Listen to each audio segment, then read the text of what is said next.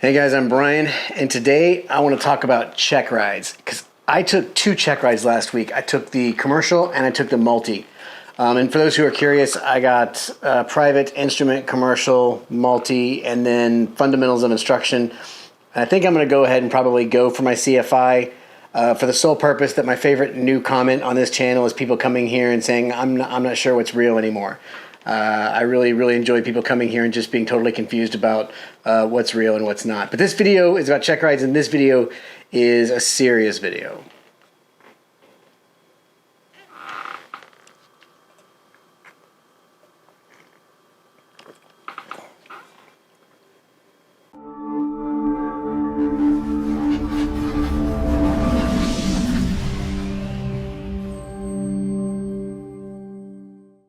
So when you sit down for your check ride, you want to make sure that not only are you prepared, but you want to make sure the examiner has everything he needs to ensure that this check ride is going to go pretty smoothly. There's some things you can do.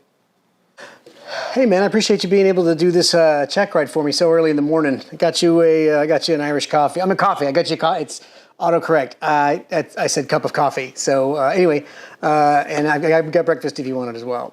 So yeah, a gesture as simple as bringing some breakfast by or something like that is nice. It'll help keep the mood calm for the check ride.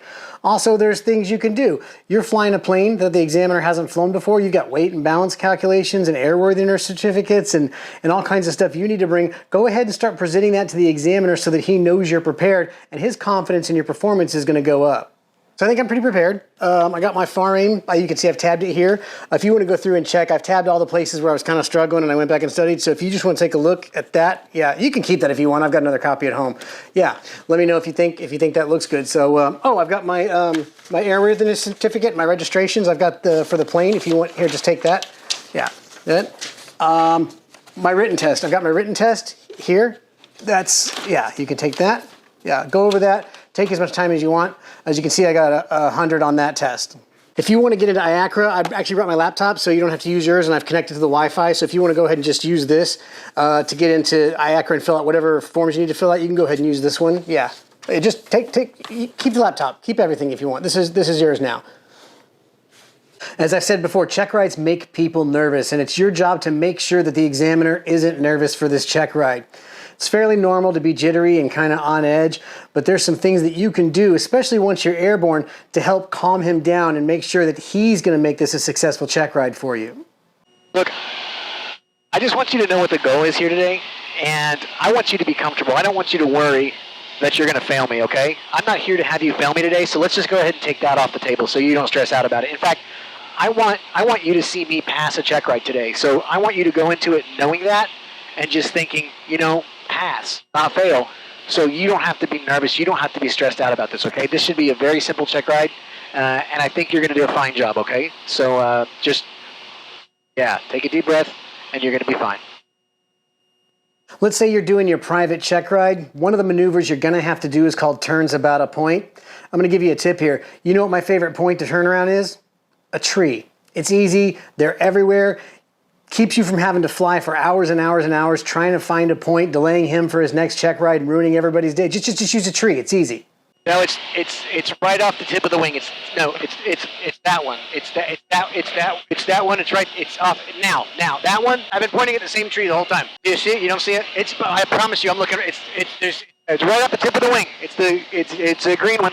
Yeah. Look at that. It's not. No. See it? It's right off the tip of the wing now. It's right off the tip of the wing now. Now. Yeah, it's that. You don't know which one? It's the one right off the tip of the wing. Let's say this isn't a primary check ride. Maybe you're working on your instrument rating. Well, on your instrument rating check ride, you're going to have to do some approaches. You're going to have to prove you can fly VORs and ILSs. And it's actually not that difficult. I'm going to show you a trick right now that's going to make it impossible for you to fail your approaches. All right, so on your private check ride and probably your instrument check ride, you're going to end up flying a VOR, which is sort of antiquated by today's standards, but you need to know how to do it, or you can use this little trick I show you. What you want to do is feel around under the dash, and you're going to feel some wires. Just yank them. Yeah, look what happens now. This thing's perfectly centered in the crosshair. Who's on localizer? That's right, I am.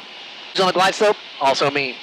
This is going to be a perfect VOR no matter where you are relative to the VOR, and it's going to be spot on the entire time. I'll tell you what, last time I flew this, I was on a localizer in the glide slope all the way to the tie downs. If that's not going to press the examiner, nothing will. Now, I've never personally made a mistake on a check ride or probably even a flight for that matter, but you're probably going to. The best thing you can do for yourself is if you do make a mistake on the check ride, is articulate the maneuver. Be talking through what you're doing so the examiner knows that you're aware that you've made a mistake, and then now you can go correct it.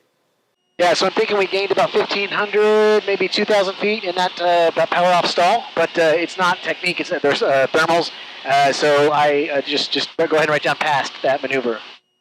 Write it down, yeah, past. If the examiner has a problem and calls you out on one of your maneuvers and you think you've done it right, and you're pretty confident, it's okay to push back. You don't want to get in a full-on dispute or fight with the examiner, but if you can back it up, it's okay to push back just a little bit and then see how they respond. Oh, I'm sorry, are you PIC? No, that's right, I'm PIC. When we're in your plane and you're in the left seat, you can prattle on and lecture me about how we're not supposed to fly with the tow bar still attached. But you know what? My plane, my flight, my rules.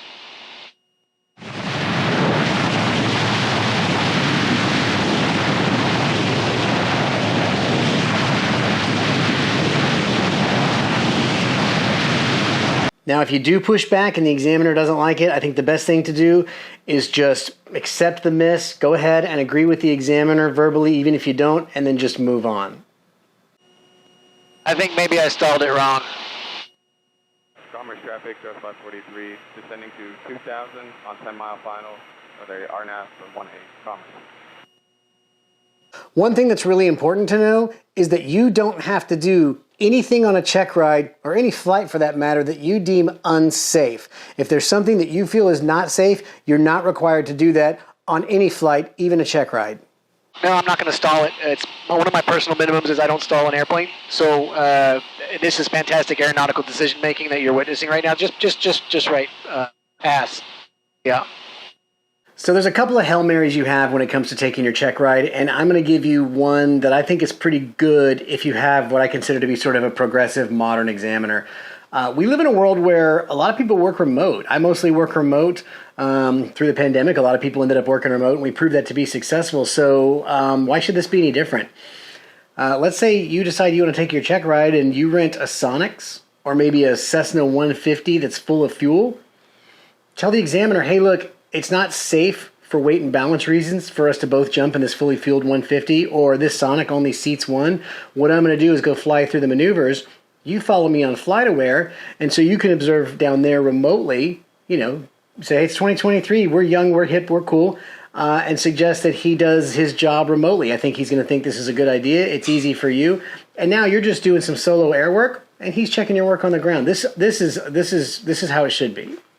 If an examiner busts you on a maneuver, maybe it's time to remind him that perhaps he's not performing to standards. Sure, you've got to meet certain standards, but the examiner has to examine to certain standards.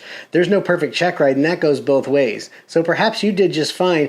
Maybe he's not doing a good job. Who works for who, right? Who's paying the money? I'm just saying.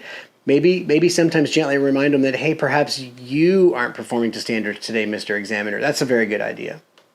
I'm sorry, I don't think I busted that maneuver. In fact, I disagree with you. So maybe perhaps you think I'm not flying to standards. Maybe you're not examining to standards. So it very well could be you that has an issue here.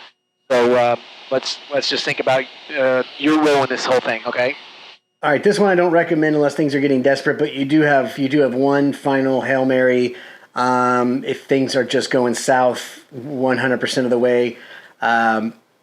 You might try this, and I hope it works.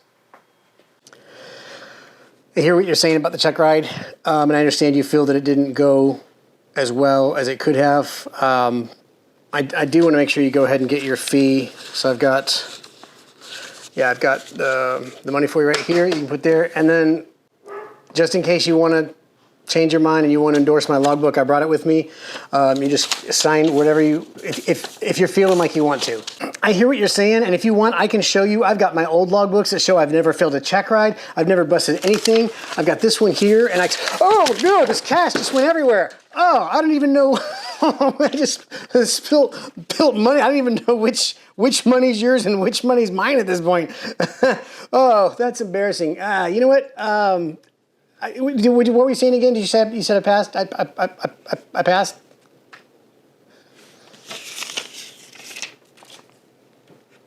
All right, guys, so that's it for my check ride tips. Like I said, I took 2 check rides last week, which pretty much makes me an expert and pretty much a DPE. I think I can do anything now at this point.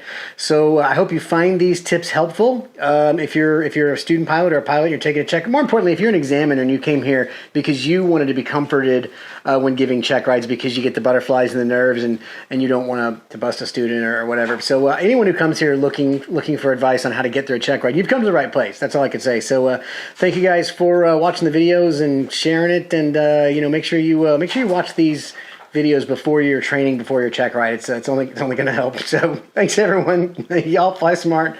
Catch you in the next one. All right, so you're saying I didn't do that within standards, but whose standards? Your standards, the FAA standards, are they PIC? I don't think so. No, I get to set my own personal minimums. I get to set my own standards. That's a pass. Write it down. Click this link to see the most recent video upload. Click this link to see a video that YouTube thinks you might like. Click this link to subscribe to my channel.